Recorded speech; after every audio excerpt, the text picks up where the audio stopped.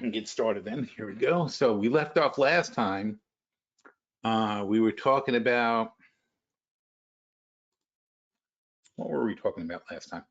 Oh yeah, we were looking at, we were working our way through some of the new picks. We still have to do that. I have to incorporate them.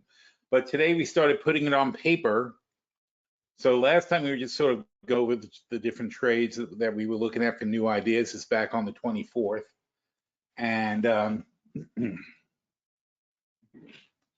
and now we're putting together a new watch list. So we're going to have to incorporate those trades as well. So basically, we've got a big rally since the beginning of the year when we did our first watch list. So we did our watch list in December, and we were at 4,600. Now we're at 5,600 basically. So that's up 20%. So anybody that's not up 20% is lagging, obviously, the S&P. And then you have to say, why are they lagging? And if they have good reasons. So let's start going over some of that, because that is what it's all about. Oh, except for, let me look at there. Was there anything? Let's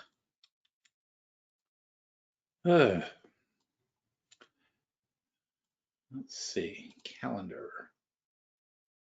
I'm going to go back to Monday.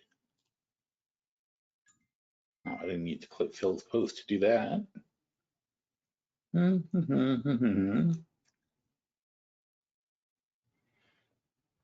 Monday.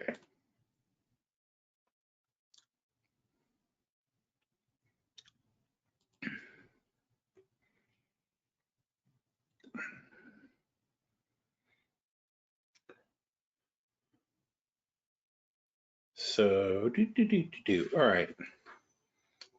All right, so nothing exciting. We have the 10-year auction already happened, or is happening right now.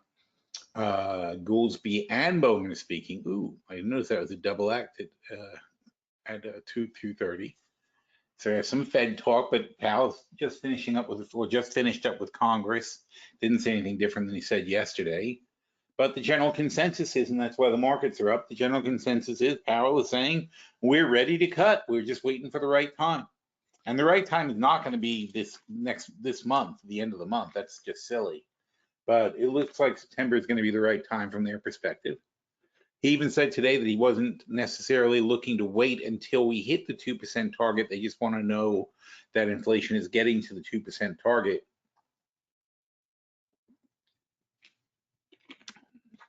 So it's like they're going to put the wheels down as the plane is getting closer to the runway. Tomorrow we have the inflation data. So he's saying all this contingent on inflation data. The inflation data comes in tomorrow. We got CPI and then we have PPI. That's going to tell you what inflation not what it is. It's going to tell you what it was a month ago, but at least we got something to go on. Oh, and we got to look at the oil because the oil was kind of weird today. Which brings us back to here. Okay, so the more important thing going on then that we'll focus on today is going to be the watch list. And this is always our go-to. You know, so what we do is there's several steps to making an investment. The first thing is we start watching something. And we say, gosh, I'd like to own that if it gets cheaper. I don't want to own it now. It's why it's on a list. If I wanted to own it now, it'd be in my portfolio. I want to own this stock if it gets cheaper. I generally like this company. I think it's got good prospects, but that doesn't mean it's a definite, but it's at least something I want to keep an eye on. And so the last time we did a big thing on the watch list was in December. If I had a link to it, maybe. There's no link to it? Oh, that's sad.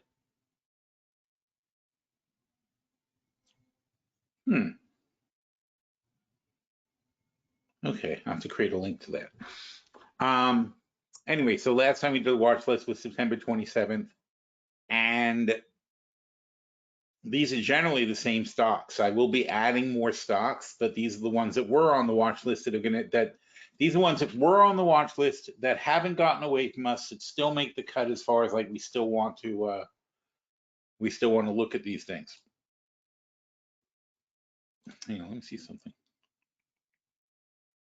Everything good? Yeah, looks good. Got a weird signal.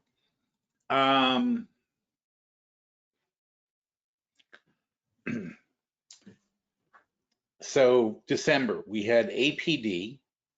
Now, it's at, we missed it for whatever reason. We missed it. They had a huge sell-off down to 220. That would have been a great time to buy them, but they've since recovered and come back.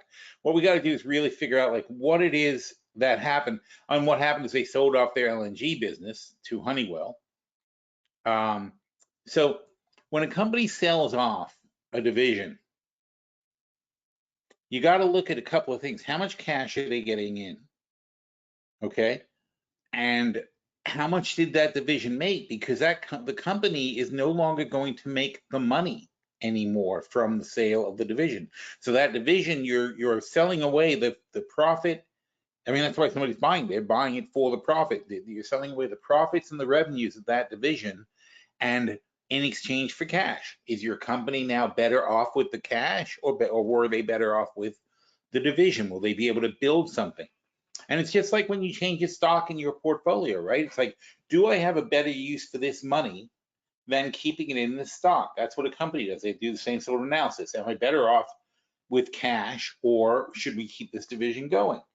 If, as with APD, if your company's being valued at 20 times earnings and the division is only throwing off about, let's say 5% of where it's valued, that means it's going to take you 20 years to get your valuation back on the stock.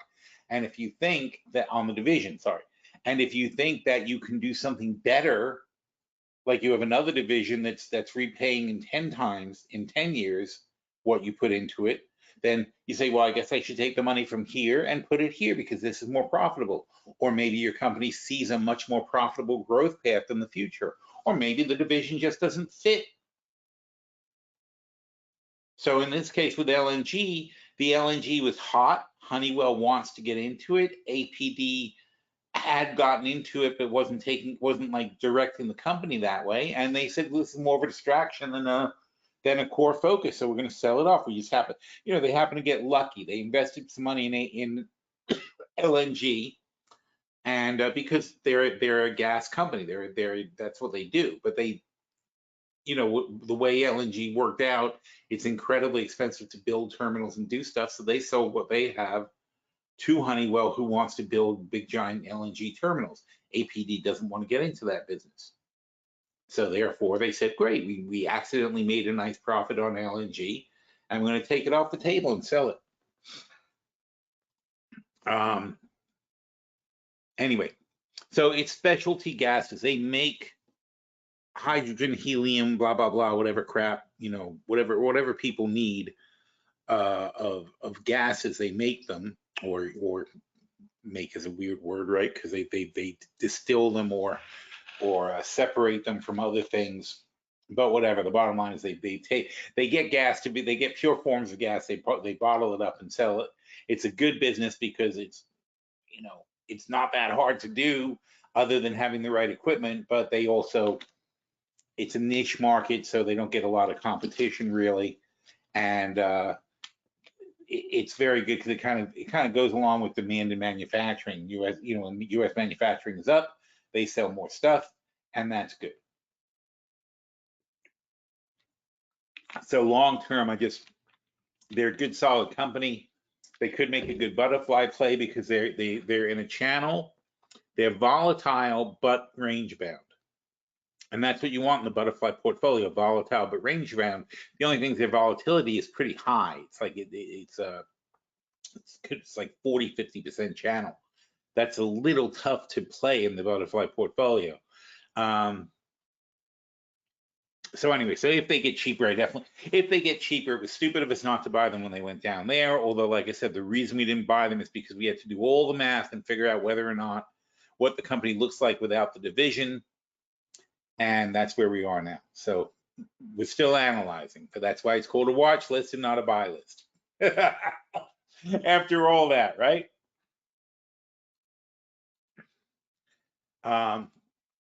ARCC, also nice, steady little company. And we're going to keep an eye on these guys.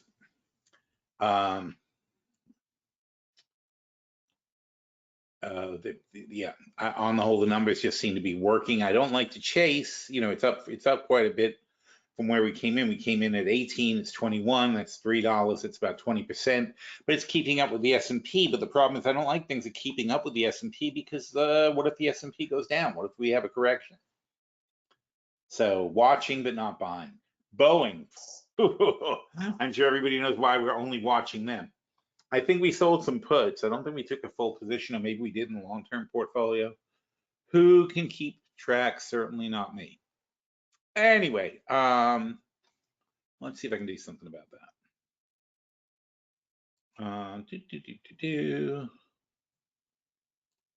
If we look at the last portfolio review, which would have been, oh,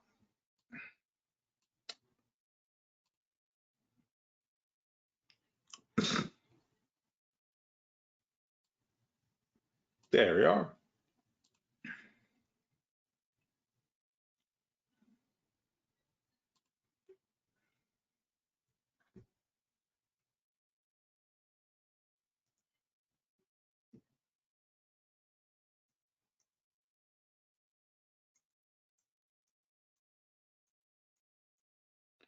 Go ahead, Boeing.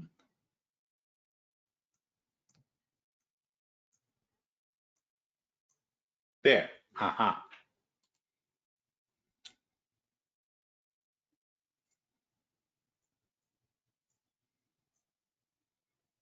So in the long-term portfolio, oh yeah, we have this old position. We've got the 180-220 spread. It's down at 175, but with these 2026, we have 18 months. So do I think that's a good target for 18 months? Yes, I do. So we've kind of watched it while it's fallen on us.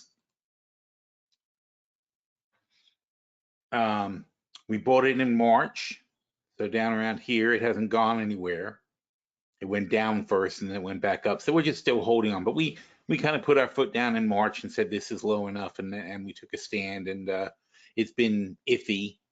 But the most recent thing is that they're paying a $250 million fine for providing fraudulent information to the SEC. Fraudulent means incorrect, but they're being tough on Boeing. They should be tough on Boeing because they completely fucked up. But also there's a $500 million fine, but the fine is really, and this is being correctly reported, I'm calling it $240 million. There's another $500 million that they are being forced to spend on quality control and quality improvements. I don't consider that a fine. I consider that standard operating costs. So it's basically, the board may have even asked the SEC to do it. They're basically saying, we have to get this past the shareholders where we're spending $500 million more on quality control to fix it. And everybody's going to freak out if we start spending that kind of money to generate zero revenues just to make sure everything is good. But look at how screwed up they are by not doing it. I mean, they got some serious issues of quality control. I mean, things have just gone completely off the rails at Boeing, and you've got to start redoing things from the ground up. I mean, people have to care. Everybody's got to care about everything. It can't be okay. Nothing can be okay when you're building an airplane that falls out of the sky. See, the thing about airplanes is they don't actually just fly on their own. It's like without the parts, they tend to fall really fast. And that means that they are very dangerous if they are not operating 100% effectively. So there should be systems, just like a spaceship, right? You should have systems, just like the spaceship that Boeing has now trapped astronauts for the last few weeks up in the space station because their stupid capsule sprung a leak. And they knew it was having leaks. They sent it anyway. They thought they had it under control, and they didn't. I mean, that's just typical Boeing though right now, which is a shame because it never used to be typical Boeing. It used to be you get in a Boeing, you'd be like, oh, thank God I'm in a Boeing plane. It's not like that anymore at all, and that's messed up. That it's like if Mercedes started just falling apart on touch and so on and so forth. You can't. You don't want to destroy a brand name that's been built up a reputation for so many years. So anyway, So they're not making money. They're losing 500 million this year, which is nothing for Boeing. Doesn't matter. But they're losing about $500 million this year. They're going to make $4 billion next year, let's say, which is not good. Which is not good compared to their market cap of 180 billion or something like that. But in theory, they should be able to get back to 8 to 10 billion a year. Despite all this garbage, they still have a 7-year backlog of orders for planes. You would think people would cancel, but you can't cancel because Airbus is getting close to 10 years of backlogged orders. Yeah, a lot of people order from Airbus instead of Boeing, but it doesn't matter because Airbus can't fill the orders either, and there's no serious other competition.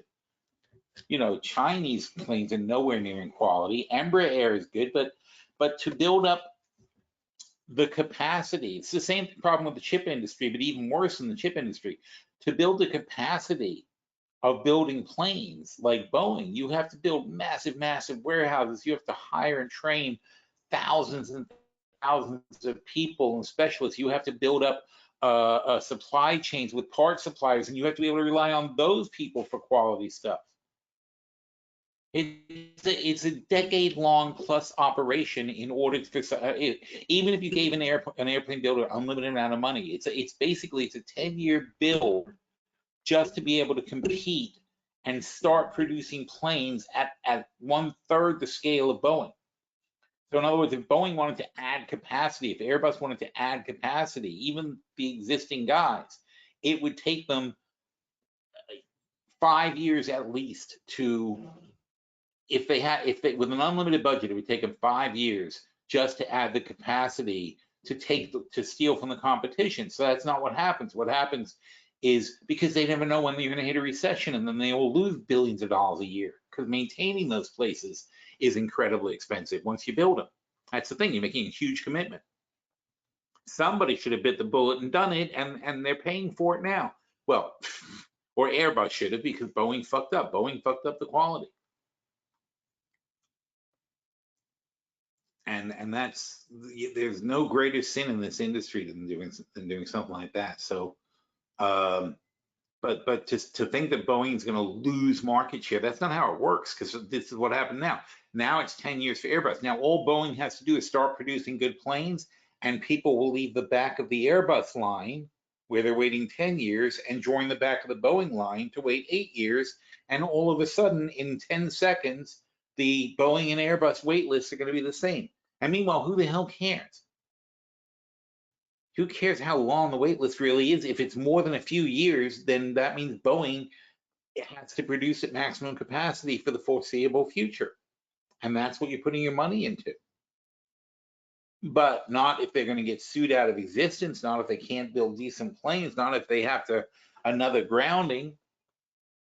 That's what the issues are at Boeing. It's all quality.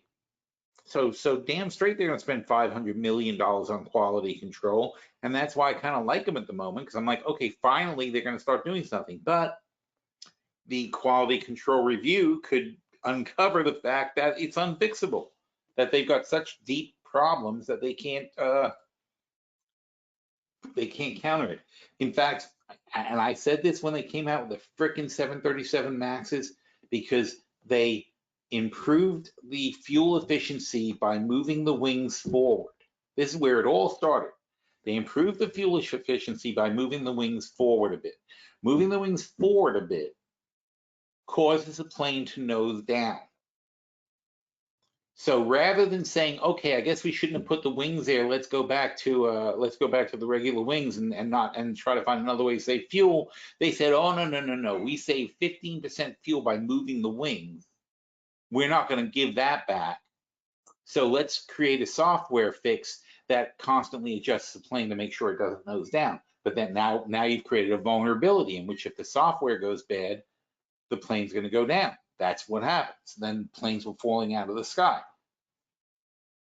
So then they're having to refix that and go through all that bullshit. And while they're doing that, their cost overruns are astounding. So they're looking to save money on other places. And everybody who comes up with a genius idea to save money, one of the ways they save money is by allowing the bolts to fall out of a door or whatever the hell happened. And then a whole section of the plane blows out. It's it's one thing leads to another if you take your eye off the ball in the tiniest way in an operation like that, and that's what happened. And can they get it back? I don't think. Well, I mean, apparently one of the biggest problems within one of their suppliers, and I forgot the name now. What were they called? Whatever they were called. One of their suppliers, they just bought a controlling interest in, so now they're their own supplier, which is hopefully better. They feel that taking control is a good idea. It makes it impossible to cut costs at this point. They're only going to hurt themselves. But yeah, I mean, when you've got that kind of operation, you really have to control your supply chain and make sure that that everything is top quality, that there can't be any compromises ever. But it's a problem with anything in capitalism. It's that how much risk is too much risk? How much risk is not enough risk? How much where is the balance? Cars. Your car. This because there are crash test things. They have ratings for cars for crash tests. Some cars, like a Mercedes or something like that, is going to have a much better crash test rating than a Ford. But the Mercedes costs twice as much as a Ford to build.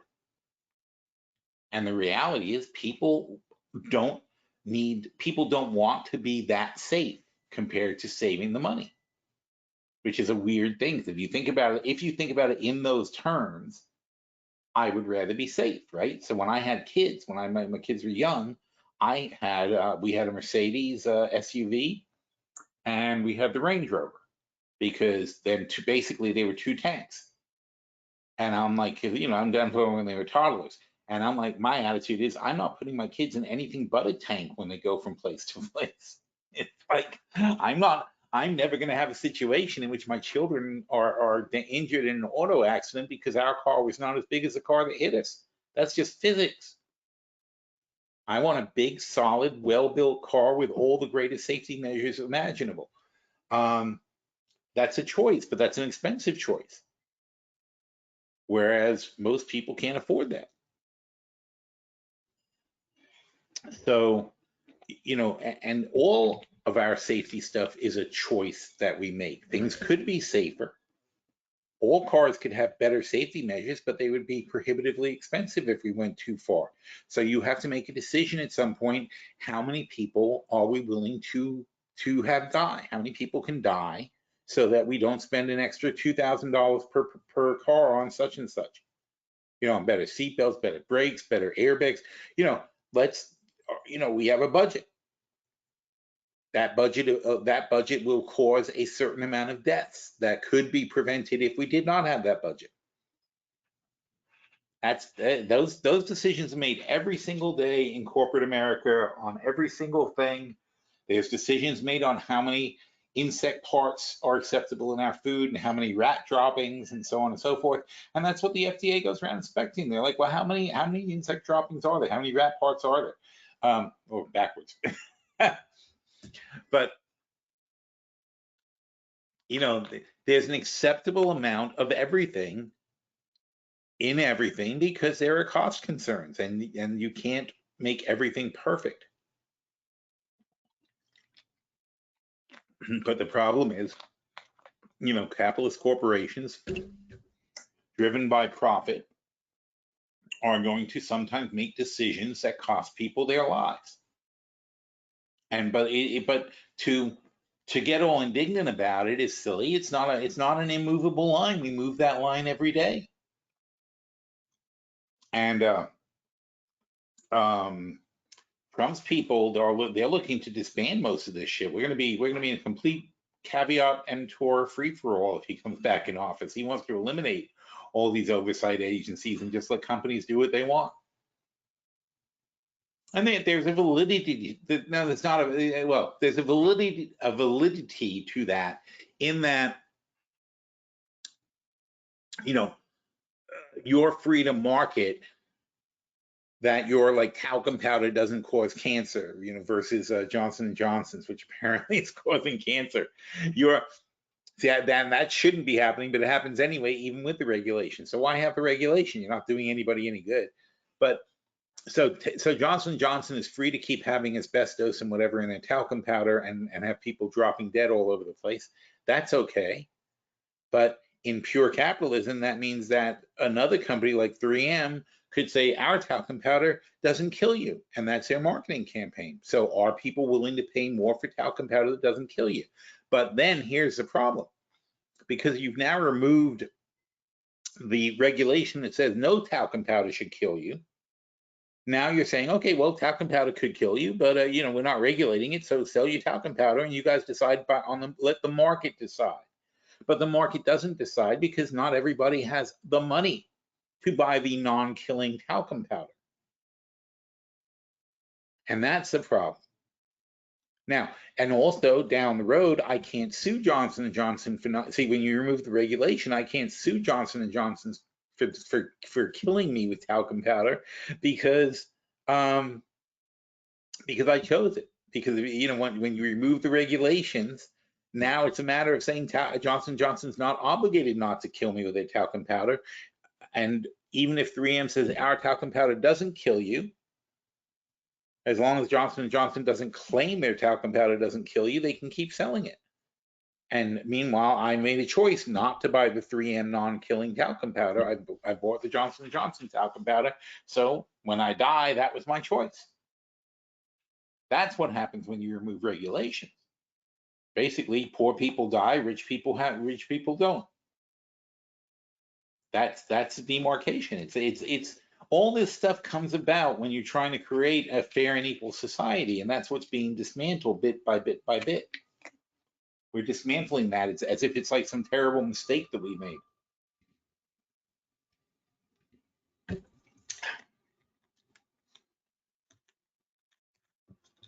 So interesting times ahead. So yeah, let's say Spirit Airlines instead of the bullshit fees that they charge, let's say Spirit Airlines basically said we buy cheaper planes that have a 1 in 100 chance of falling out of the sky, but our airfares are half of what the other airlines are. Oh, and also we have totally inexperienced pilots that don't know what to do when this sort of thing happens. So now, when you're going, so now the flight to New York from Florida is going to cost me $400 on Delta, but it's going to cost me $150 on Spirit.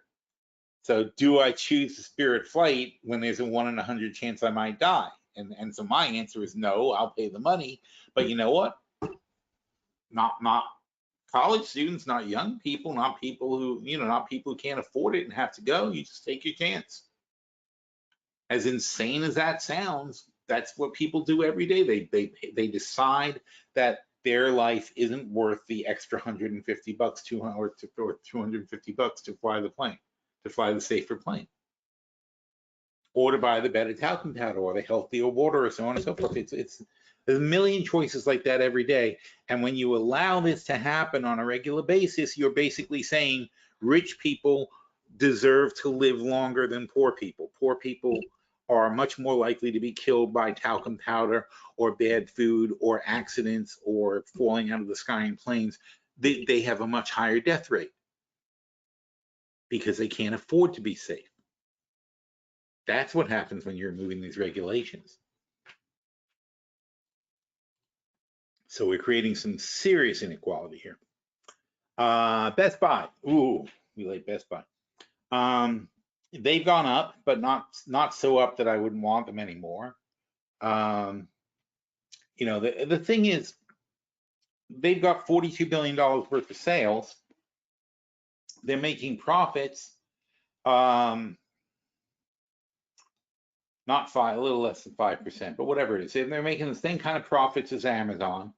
They've got 1/10 the sales of Amazon, but they're priced at 1/20th of Amazon.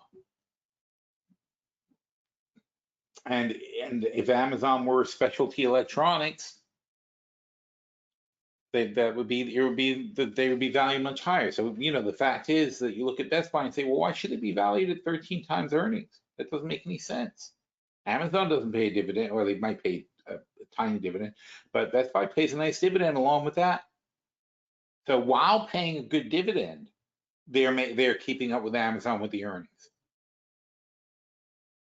So that's a nice stock. That's a good stock to own long term. Barclays. Now, Barclays is interesting. I was almost not going to put it on the list, but look at it. I mean, it's only still at something low, like it's not even 10 times earnings. Oh, 8 times earnings. I wrote it there. So it's still only 8 times earnings, even after jumping up from 8. We were watching them at $8. We had them, and they're in our portfolios. We did add them. So we liked them at $8 when they were stupidly cheap. And in fact, that's when we bought Barclays, was when we were watching Barclays. This is exactly what a watch list is for. We were watching Barclays, then it went down due to the banking thing. Oh, that wasn't this year. I'm sorry. No, it just went down. It just went down in the first quarter. It went down in the first quarter, and now it's went back on the path we expected it to go on and go back up.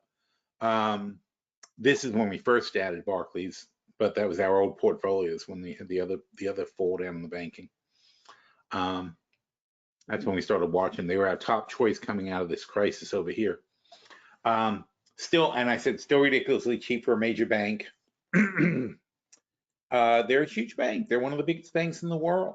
They're very safe and very stable. In fact, they proved that when they came out of the last crisis. So although it's no longer it's no longer $8, $11.35 is a good price. Plus, we can construct something on it. So if you're looking at Barclays, trade. Okay, BCS. So, okay. So, if we buy Barclays for $11.35, buy the stock, and we sell the $12 calls for $1.90, right? So that's $11.35 minus 190 is 945, and then we sell the $12 calls minus let's say 160, let's say 155, be conservative. So minus 155. That is net 790. So in other words, what I'm saying is you buy Barclays, you sell the $12 puts, you sell the $12 calls. So you're netting in for $7.90. If we are called away over $12, we're going to get paid 12 back, which is $4.10 back. So 410 divided by 790 is 52% over 18 months. But we also own the stock, so we're also going to collect the dividends, which with Barclay is and Yahoo here. Here we go. Wow. Can you be any slower? What is going on here?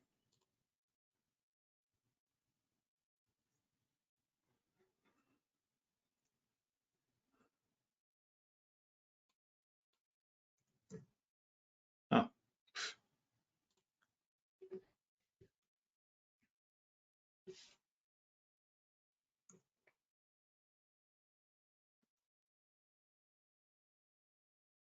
Dividend. Not much, 3%. So you'll also add 3%. 3% is not nothing. It means you're going to get 4.5% more on top of the 52% while you're waiting. So you can do that and pick up the dividends as well. And so I forgot the number, but it was like 7 something, right? So it's like, let's say 750. If you get assigned, then it's more 12 divided by 2, and your average is 975. So your worst case scenario is it's below 12, and you're going to get assigned, and you'll have 2 times the amount at whatever that number was, 975, and it's currently 1134. So you're getting a nice 10% discount or more is your worst case scenario for the stock. That's why I was talking today about how to buy a stock for a 10 to 15% discount. I'm buying Barclays now because I think 1135 is too low. I'm going to sell the $12 puts and the $12 calls to reduce my basis. And so my net on Barclays is now 7 something. If I get called away, I'm going to make 58% in 18 months, which is a very nice return for a bank investment. And my worst case scenario is I'll get assigned more Barclays and my average cost is going to be $9.75. And of course, once it's $9.75, I would then sell the $10 puts and calls in the next cycle and knock off another, well, it'd be about the same. It'd be about another $3, let's say, off the price. And I'd be down to net 7 again. And then if I double down again, it might be net 9. That should be 17 divided by 2, which would be 850. It'd be net 850. And then you gotta say, so you have to think of it like a chess game. It's like, if I do this, then he might do that. And if he does that, then I'll do that, and that. But there's only a few things that can happen. Barclays is gonna go up, down, or flat. If Barclays is flat, we're gonna make a good amount of money. If Barclays is up, we're gonna make a good amount of money. If Barclays is down, then we look at our worst case scenario, which is owning Barclays for $9.75 net. And then as long as Barclays isn't $5, we're going to be able to sell puts and calls that bring our net back down another couple of bucks. So we'll go from $9.75 to, let's say, $7.75. So as long as I feel comfortable that $7.75 is a very good bottom line price for Barclays, then there's no reason for me not to buy that trade. And if we go to a 5-year chart and we're looking at this line right, I hate these pop-ups. So we're looking at this line right here, which is held up very well. So the 750 line is a very good line to know that that's my worst case scenario for Barclays. And that's how we make these decisions. So then I look at Barclays and say, okay, great. Now, if they paid a better dividend, I'd be all over it. But they're, and they'll probably work up to it. They did in the past pay a better dividend. They just aren't now. BXMT, Blackstone Mortgage Trust. This is a phenomenal stock. Absolutely, we're going to add this to our portfolios. We had it. It went up. We had Blackstone. It had gone up. We sold out of it because it was 24 was too high. And now it's back to 18, which is where we got interested in the first place back in the day. So, in fact, that's what it was. We'd bought it here. We sold it. Then it went back. Then it was still here. I put it back on the watch list, but we never re-executed because it's been too high. But definitely like these guys. They pay an 11% dividend. So it's, again, the same kind of thing. We go to Blackstone and we look at how that works out. They don't have long options, I don't think. BXMT. Oh, they do. Look at that. Oh, well, fantastic. So in Blackstone, same thing. I'm going to buy the stock for $18.23. I'm going to sell the $18 calls for $185. Okay, for minus $185 for the $18 calls. And I'm going to sell, let's say, the $15 puts. Let's be conservative and sell the $15 puts for $220, minus $220. So now my net is $14.18. We're agreeing to get called away at $18, but that's because we're kind of in this for the dividend, right? So we get called away at $18. We're going to make $4, which is 28%. All right. But then the kicker is on Blackstone.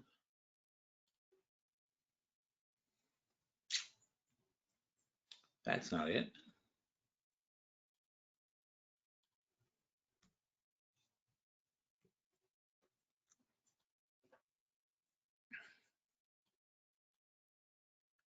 It's going to throw off 13%. Wow, 13% dividends.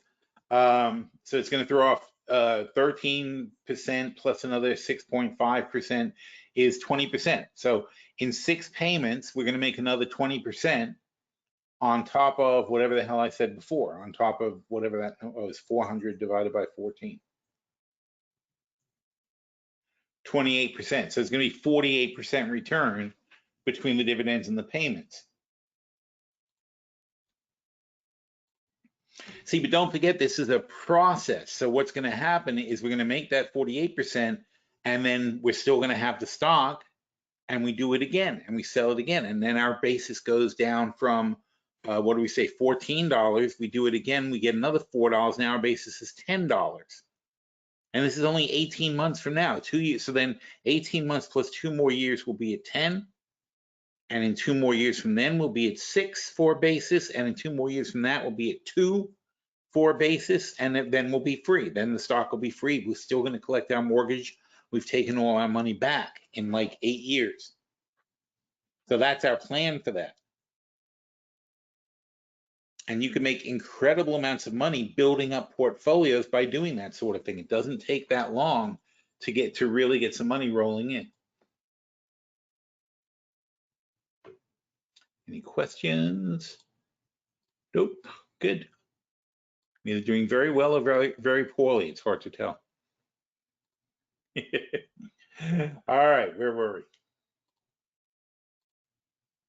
Cheesecake Factory. Okay, and again, everybody knows that every time you go to a Cheesecake Factory, there's a line. So I mean, it's a good little business. Also, though, what they do, they're expanding and spinning off. Not spinning off. They keep testing concepts, and every once in a while, one of them works, and they add a few more stores, and they add a few more stores.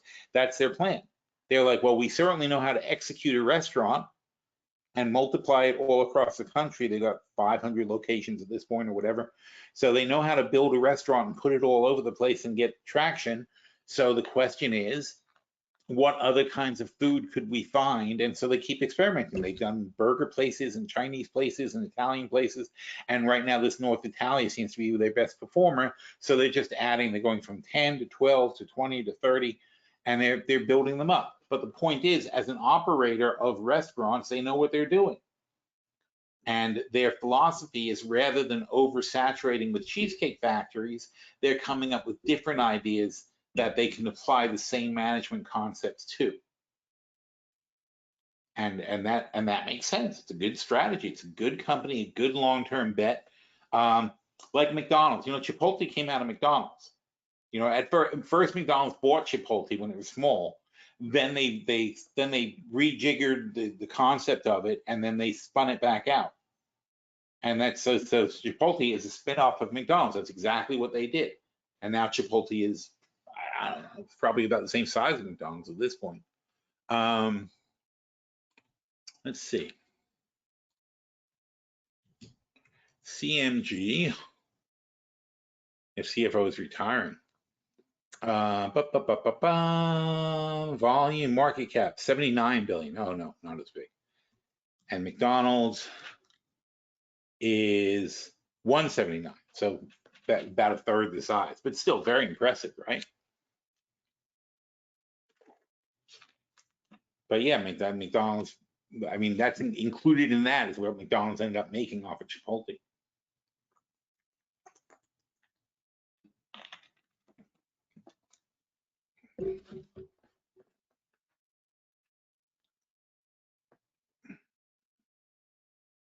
Dun, dun, dun. That's another one of those cases where they actually considered it kind of a distraction, right, for McDonald's. McDonald's was like, well, this is growing very fast, but you know what? We don't want to run a Mexican restaurant, so we're going to spin it off. I'm not sure what they did. It's like at first, I don't know what their plan was. They bought them, then they gave them a business plan. They gave them a model that allowed them to rapidly expand, because that's what McDonald's has expertise in. Then they did it. And the funny thing is, so they didn't do it again. They didn't keep doing it. I mean, possibly because Chipotle was so wildly successful, they didn't feel the need to do it again. And also, what are the chances of replicating that? So we'll see. But anyway, so Cheesecake Factory, very good. And of course, you worry about a recession. But I think, contrary-wise, that they've already gone through the inflation and they've gone through the wage increases, and then now they're going to start optimizing their performance and breaking over 40 and taking off, because they're only trading at 12 times earnings, which is not really that, it's not really that high. 15 for a restaurant stock would be about where I'd see them, but that's 15 is up 25% from where it is now, which is up around $50. So if we don't have a recession, then $50 is pretty fair. Also, though, it makes a good butterfly play because they're steady within a channel, which means we can constantly sell puts and calls against them as they rise and build ourselves up with a nice little income. Chimera is another one that throws off an incredibly high dividend. It's right now it's 19%, which is insane. But it's really, I mean, from their perspective, they're a REIT. They have to pay out 90% of their profits have to be paid back in the form of dividends. And so it's you know, they're making money, and the market is ignoring the fact that they're making all this money. So, you know, something's got to give, and it's either the price, the stock price has to go up is most likely thing's got to happen, because you can't, you know, 19% is crazy. But the thing is, people don't believe it's sustainable. And again, this is another one that could be a butterfly play. It's a good stock to trade like that. Cleveland Cliffs. This is again butterfly. You know, whenever you see this, this is a monthly chart, a weekly chart. Sorry, it's a weekly chart, and so you go back 4 years and you say, "Geez, they're kind of in the same freaking channel for 4 years." That's a butterfly play. Then we buy them and we sell puts and calls to people. You know, when it's up here, we sell a lot of calls. When it's down here, we sell a lot of puts, and we're just taking advantage of all the dummies who think the stock's going to break up or down, and we're saying, "No, it's not going to go anywhere. It's going to stay in this channel." We know what we want. We have a long position. We would take, in this case, we would probably take a 12.50, 17 spread, something like that. And we would then sell puts when it's around 15, we concentrate on selling puts. When it comes up to 20, we concentrate on selling calls. We've got the underlying spread that's going to make a lot of money if it goes up. And meanwhile, we generate an income. That's how we set these things up. Crocs just, you know, Crocs bought another shoe brand called Hey Dude, and I don't know why they bought them. I honestly don't. It's not the same kind of thing at all.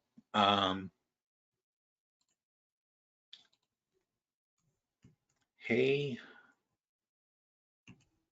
Dude shoes. That's what Hey Dudes are. And you know what Crocs are, right? I'm going to show you what Crocs are. So it's nothing like Crocs.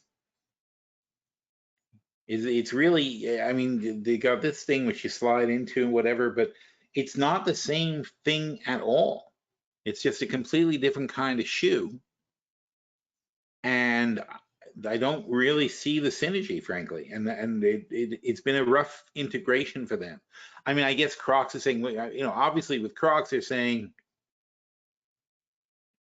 you know, we can't just, you know, there's only so far you can go with their platform, of what they've got, because Crocs is essentially a piece of molded rubber that's a shoe. So I guess they said, well, we're hitting a wall with what we've got, and we have to do something different. And so doing something different means finding another comfort shoe line, whatever, that they can sell. And I guess there's probably, you know, there's probably certain factors that attracted them to this brand. But I don't know. I just thought they could have gone off in a different direction. I thought Crocs could have sort of designed sneakers or done something else without going and buying another company. But nonetheless, all is forgiven when they make money, right? I mean, you can't. It's hard to really criticize Crocs too much when they went from 80 to 160 before pulling back. So it's been a rough road, but it is working. They are getting it in line and making money, and it's but the question is, and I think I wrote that, you know, you say this growth rate in the run rate in earnings, where, oh, let's look over here. Crocs, C-R-O-X. You got to be conscious of that, is that, yeah, this ramp up in sales, right? So 2.3, 3.5. They paid for that, though. That's the acquisition of the other company. So they took their money, see the cash? They took their money to buy this company, and it jacked them up from 2 to 3.5 to 4, but now they're kind of flatting at 4 because that's where they are. This is Crocs plus the company they acquired. Now, Crocs Plus, the company they acquired, is only now back to making the same money, but that's because, of course, they take on debt. They bought this company, and see what happened here? Net debt 558, 2.13. So they bought the company for $1.5 billion, 1.6, whatever the number was. All right. So they bought it here, 2022. That bumped up their revenues. They didn't buy it, and the reason this changed, they didn't buy it in January 1st. They bought it sometime during the year, so not all the revenues are recognized. Then the next year, all the revenues are being recognized. That's where they are. And now they're back to flatlining because neither one of these companies was particularly growing that much at this point. And so there's some synergistic sort of, that you can expect some cost savings from efficiency from having a larger model. But again, the companies are too different to me to have a really good integration. So I'm not sure how much cost efficiency you're really going to get out of something like this. So anyway, the point being that this is something that's very, and you always have to be very aware of this. If there are mergers and acquisitions and so on and so forth, you got to look at these things and say, well, they took on this much debt now, and it's a debt that they've got to repay. That's why, it's going to flatline their growth at that point. And so the question is, how well is the synergy working? Well, not that great. Here's your first full year of operations. Here's your second year. So you got 200,000, which is 5%. And you see what happens is all these averages are all screwed up because they look too far back and they don't take that into account. That's the problem with all these scans and everything you look at. If you don't understand the entire big picture, you can get very fooled by all these numbers. And that goes for screeners. And I've ranted before about this. There are just so many lazy analysts out there that don't know their ass from their elbow and would never pick up on it. You can read 50 reports on Crocs, and not many of them can tell you that this is complete bullshit. This is an acquisition. This is not anything the company did special. And this is an acquisition, not something the company did special. So I would have preferred if they had stayed here. 2.3 was 7, right? I was very happy with the 2.3 billion with 7. I thought that was great. And in 2021, go away. In 2021, they were priced at 60 something. I thought that was fantastic. I was really happy with that. 60 was half of this. Not, well, where are we now? 140. It's not even half of that. But let's say 60 is $4.5 billion. Just for, no, it wouldn't be. It'd be less. It'd be 4.2 billion. So let's say $4.2 billion is 60. And they were making 700 million. So it wasn't even 7 times earnings. I'm happy with that. I like that. But unfortunately, that's the problem with capitalism. Again, you go back to the same problem. If you're not growing, you must be dying. You can't, if you have a business that has 100 million in sales and 10 million in profit, and it's rock steady every single year, your stock would tank. Nobody wants to see that. Nobody wants to buy it. If you don't grow, everybody's going to abandon you, and people are going to want, and you become a takeover target, and somebody's going to figure out a way to get your company from you and take that $10 million and do something better with it. Even if they destroy it when they do it, doesn't matter. It's just nobody wants to leave something on the table.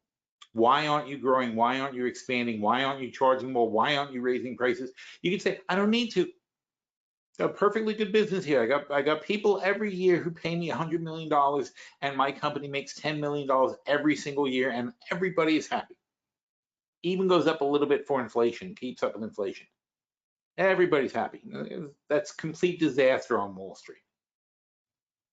You have to grow, even if it kills you, even if it's stupid, even if there's no logical reason to do it. So that's where we are with Crocs. So I would prefer they had not made the acquisition. They made the acquisition, but they're still on our list because they're still a good company and they still throw off a lot of cash. It's a great little business. They call it 11 times earnings at the moment. And a lot of people have undervalued the acquisition. That's the problem. So 800 million on 8 billion in earnings, you're only trading about 11 times earnings. That's fair. But the question is, what's next? You know, are they going to now acquire somebody else to get the next round of growth? Because you know somebody's on their back about that.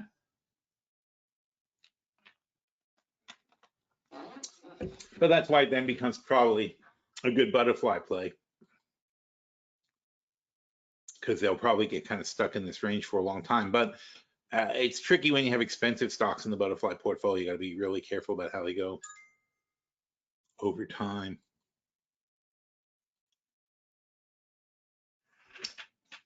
CRISPR, again, another potential butterfly play because it's so flat and range bound. So in other words, what constitutes a good butterfly play? I like them long term. And if you don't know what a butterfly play is, if you have a butterfly portfolio, the idea is to take a spread, which is bullish on the stock in general, but then sell short-term puts and calls against it, taking advantage of the range. I'm pointing my finger, taking advantage of the range to sell puts and calls within the range and make extra money. And it's a lot of extra money. So let's say for CRISPR,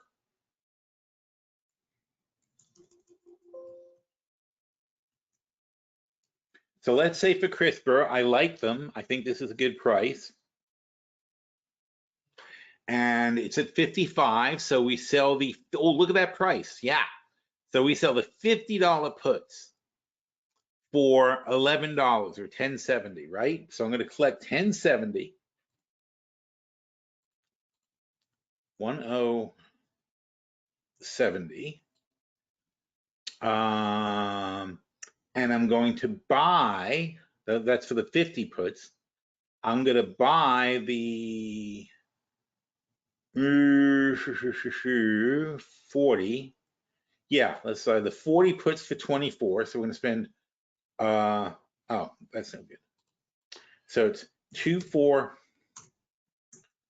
minus 1070 for the short puts. That leaves me with 1330. And then I'm going to sell, what did we say we were buying? Damn it. 2400. What was that? What?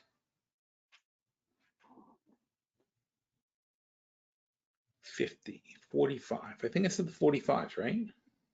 40s? Oh, it was the 40s. Okay, so the 40s. So we're buying the 40s for 2400 minus 1070 for the short calls, the 50s. And we're going to sell the, well, it's 40. So let's sell the 65s for, it says 1340. Let's say 13. So minus 1300. So that's net 30 bucks. So essentially zero. So I'm spending nothing for the $25 spread. We're obligating ourselves to own Crocs at 50. Is it Crocs? No, I'm sorry, CRISPR. To own CRISPR at 50. So the obligation, because we sold the puts, is that we will buy CRISPR for 50 if it's below that price. That's what we're committing to. But meanwhile, we've got a $25 spread that pays off at 65 that we spent basically $0 for. So that's our main spread. And since we're bullish, that's what we want. We want headroom protection. So now the question is, now we spend zero on a spread that we're pretty happy of. The worst case scenario that we have is that we own the stock. We'll have to own the stock for 50 bucks a share, which is still 10% below the current price. And now we go to October, which is 100 days. Oh, and by the way, so this was 555 days. So we have 555 days. We're taking 100 of those days. And let's say we sell the $60 calls for $475, and we sell the 5250 puts for $475. So that's what? 470 is $950, right? So now we're collecting $950 against our zero play. And we have 5 times that we're going to be able to do that. So we're going to be able to collect $4,750 for every 10 contracts we commit to, or something like that. That's what we'll collect over the course of, I'm sorry, it's for the $4,750 per one contract. That's what we're going to collect over the course of our ownership, plus whatever in the money we are. Now, it may go too high, it may go too low, and for that particular period, we'll have to roll and adjust and so on and so forth. But that's what a butterfly play is. We keep rolling and adjusting. Eventually, they usually expire worthless, and we collect the money. And as long as that happens, we're in great shape, and we can make insane amounts of money on these plays. And that's why the butterfly portfolio is so profitable. Have it somewhere. No, I don't. Da-da-da.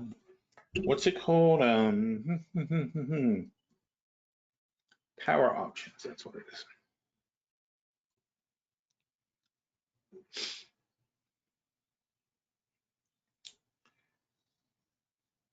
So if we look at the butterfly portfolio. Ooh, 61% on $700 a month. That's good. That's up like 5% this week. Because we just did that review. Butterfly. There it is.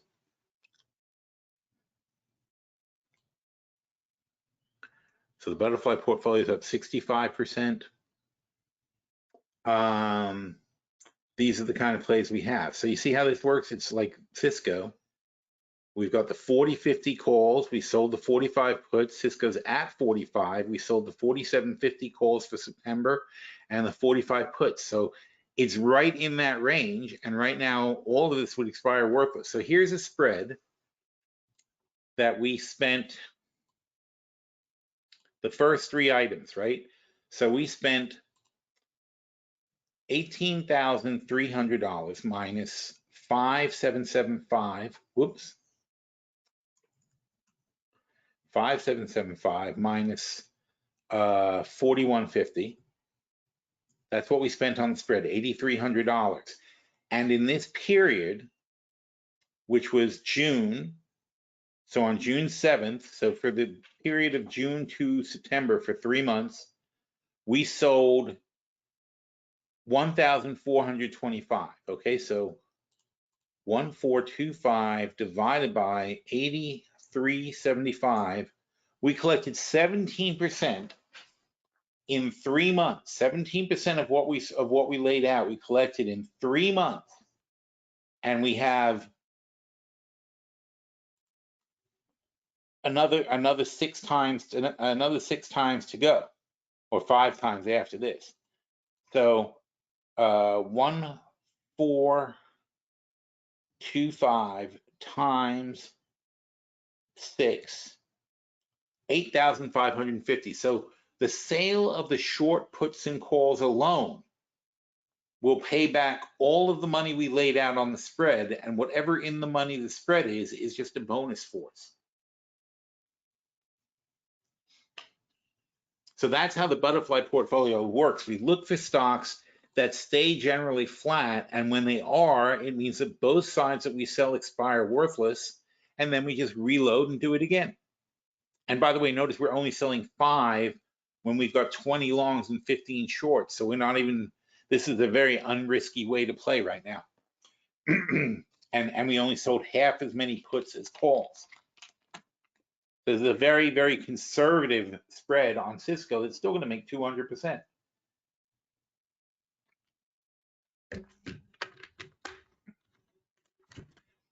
And that's the great thing about it. It's like we're going to make money whether it goes up, down, or sideways. Oh, damn it. That's not what I wanted to do.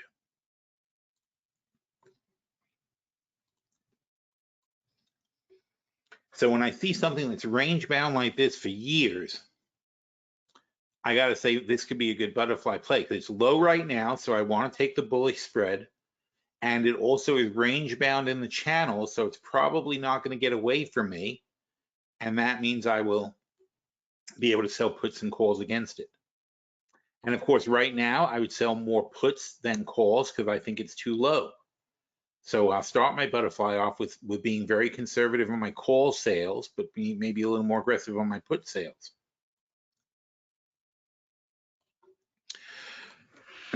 Disney, another nice range bound stock, right?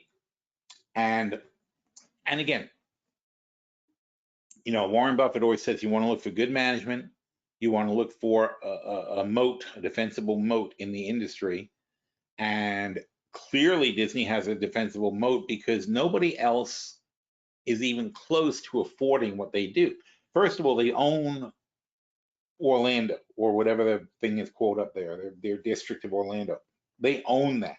They just had a war. They literally just went to war with the governor of the state over their territory and effectively won because it was not a tenable position for the governor. He can't afford to piss Disney off to the point where they said, okay, you know what? We were going to spend $10 billion in this state. Now we're not going to. Now, what happened? Now Disney's spending 30 million or 40 million, I'm sorry, billion. So Disney is now spending $40 billion in the state. So they were going to spend 10, but DeSantis came in and started messing around with them. And they said, you know what, dude, let's not spend. We have many other areas we could spend money, and we're not going to spend it in Florida. So that's how DeSantis lost, because that was the end of it. Because he basically is talking about destroying the budget of Florida by Disney pulling out. They wouldn't, I mean, not pulling out completely, but just, pulling back and not doing what they usually do. Not to mention the whole idea of taking over Disney's district and taking on all their, Disney has the fire people and the electrical people and the utilities. Disney does everything in that district. They every single thing that happens in their district, they pay for and manage.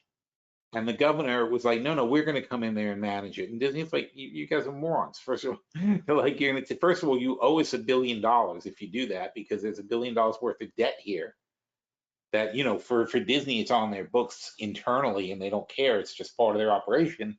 But if DeSantis took it over, they would basically put that into Florida's debt. There's all kinds of other issues. It would have cost them billions and billions and billions of dollars for Florida to do this, and for what? So they can tell Disney what to do? It's just petty bullshit. And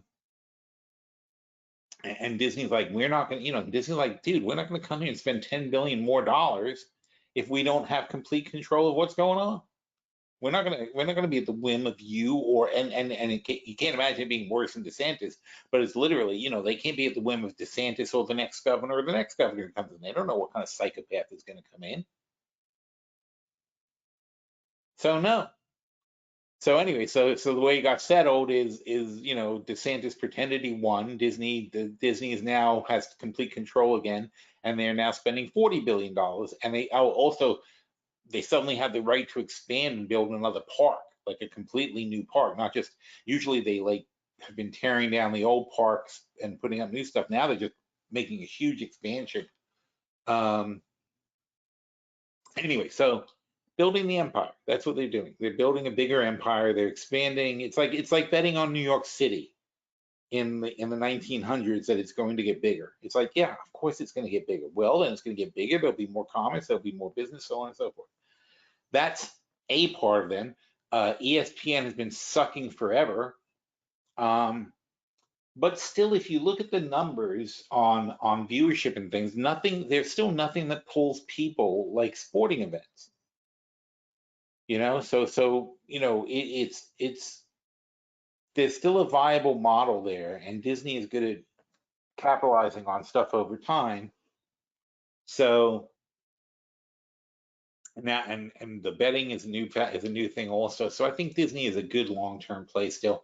Obviously, they've got Marvel and they've got Star Wars. That's another huge thing. I mean, these are our modern fairy tales, right? And they also own all the fairy tales. So they own the old fairy tales and the new fairy tales. So I don't see any of that changing. So I just think when it's in a trough like it is now, is definitely the time to buy it.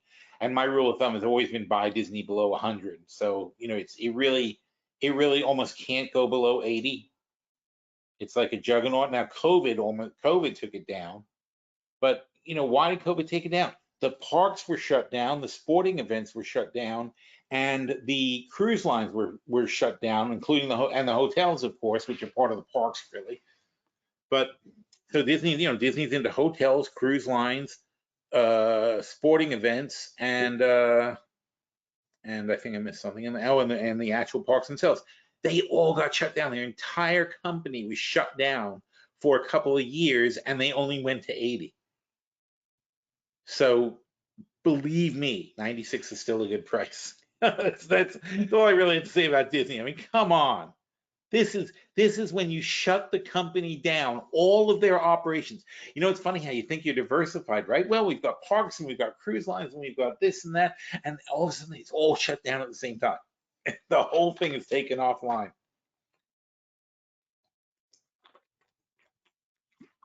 Oh, films. Yeah, films are important. And even the films were shut down, right? Nobody was making movies. So that's insane. So as long as we don't have another COVID, but you have to always take that into account. We could have another COVID. And so what you have is that's a risk that didn't used to exist in the stock when it was up at 200. Nobody thought of this as being a risk. Well, I'm sorry, this is during COVID, so yes, they did. But they were everything was being bailed out here. Once the bailout stopped, it still took a long time for them to gear back up. But come on, this is crazy. All right, Ford, electric cars. If you think about it, first of all, Ford is only at 7 times earnings, so it's a definite buy. And we already have it in our portfolios. If you think about it, though, you talk about their transition to electric vehicles, but the transition, it's the same transition everyone's making. The whole world is transitioning to electric vehicles. So it's not like Ford's in a specifically tough spot because of electric vehicles. Everybody is transferring, except for if you want to say like Tesla and Boyd, because they started out as electric vehicles. So they're not transitioning. That's what the company is. But that's not going to kill Ford. Right now, Tesla's doing 2 million cars, and everybody is freaking out at how great that is. Tesla,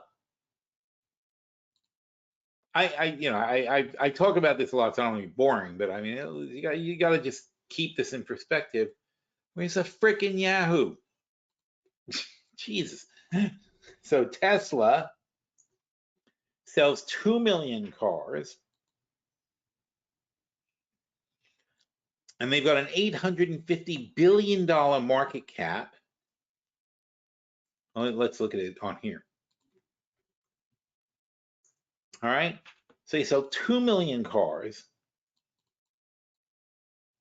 $850 million market cap, 98 billion in sales, 10 billion in profit. Okay. $800 billion, 80 times earnings. Ford, what are we focusing on? 800 billion, 98, and 10% profit. Ford, not even 1/10 of Tesla's value. 172 billion in profit, double Tesla's profit, 5% margin. So half the margin, still much more money, but half the margin. No, I'm sorry, not much more money. It's about the same money. It's about the same earnings. So it's the same earnings, double the sales.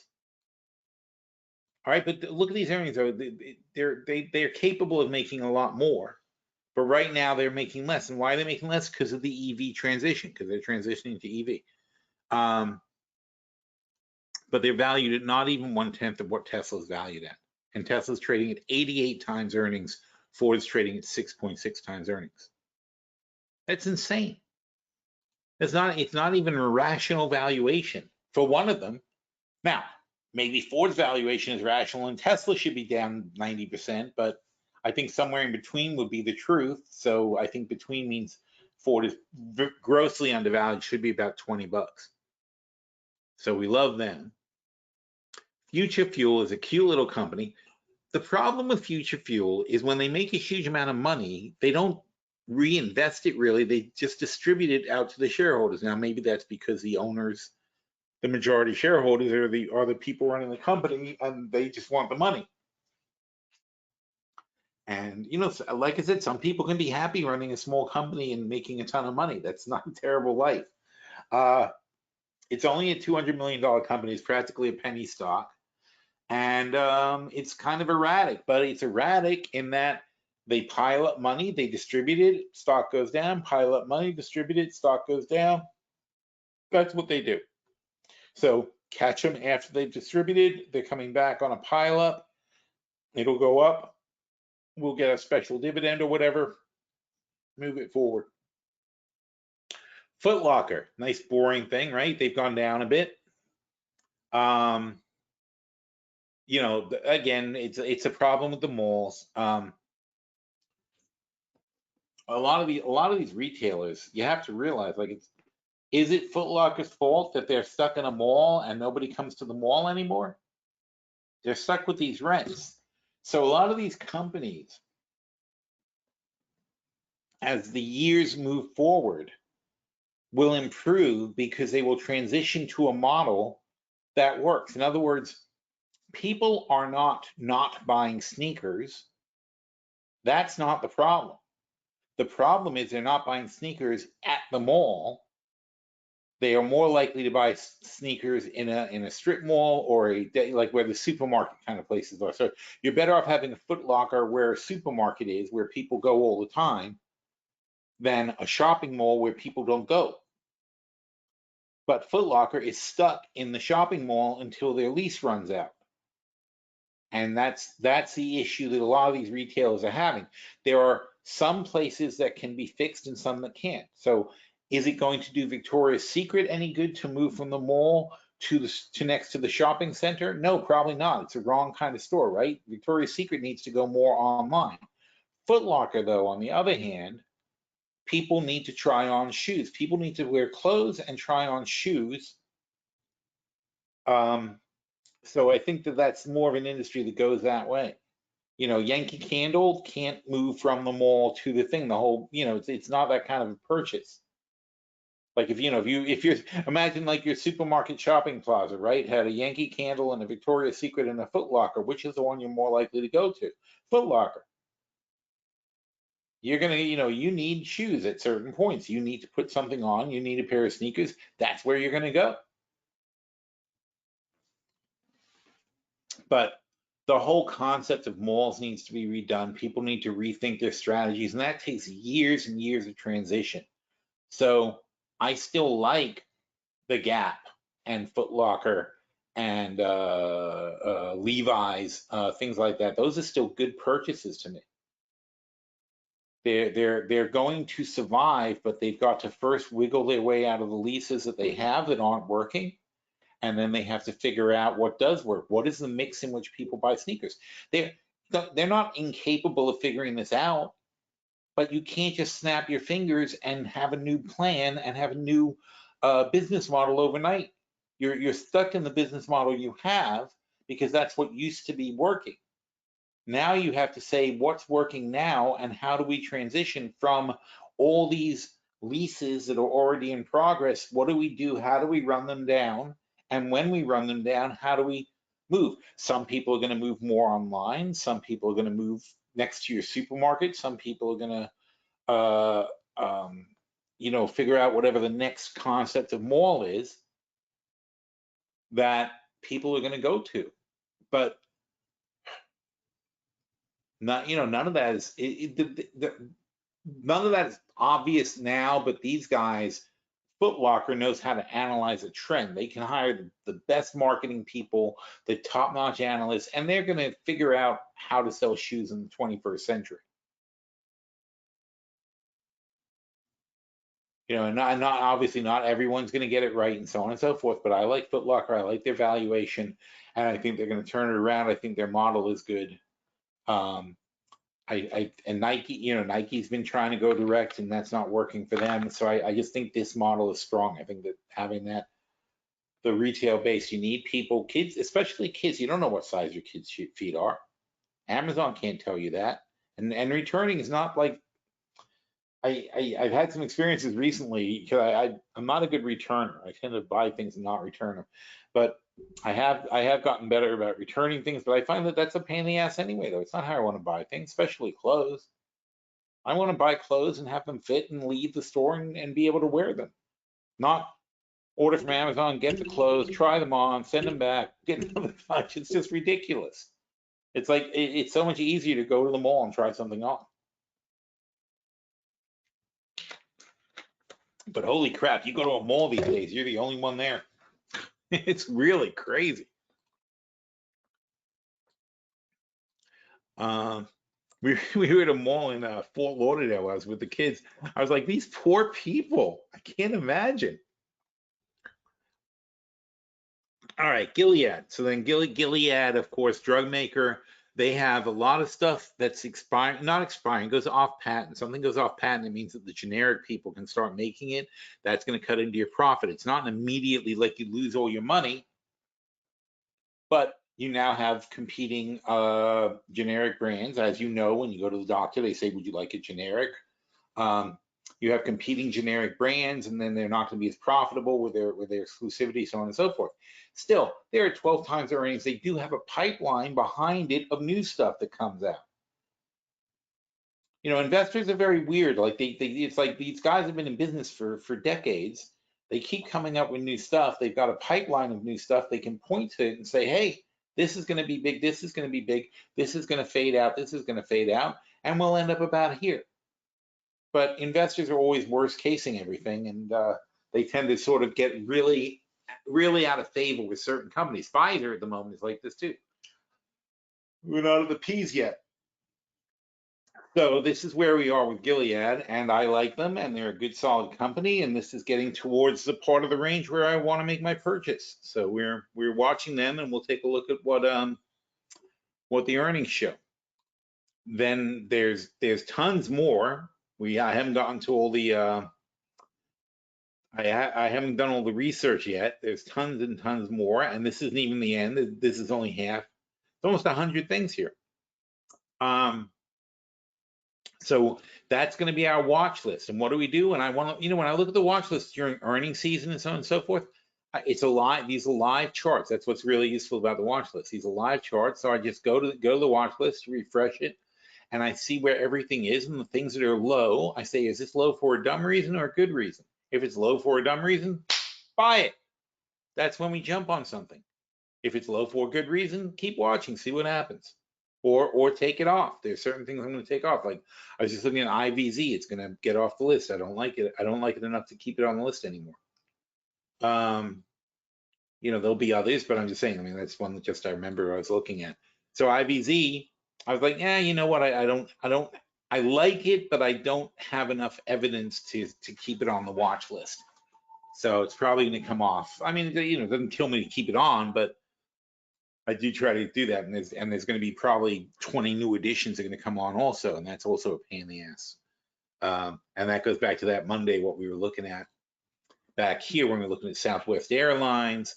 We were looking at NVIDIA. Well, I don't like them. We were looking at Euronav. I like those guys. Mosaic was interesting. Are they interesting enough to go on the watch list? Have we really looked at these things? Here's Barrick Gold's already on the watch list. Here's Pfizer, which I'm sure is on the watch list. Realty Income definitely needs to be there. So we have this. This is what we were going over 2 weeks ago looking at. These are the ones that are going to get added to the watch list, some of them anyway. And that's how we're going to make our next round of predictions.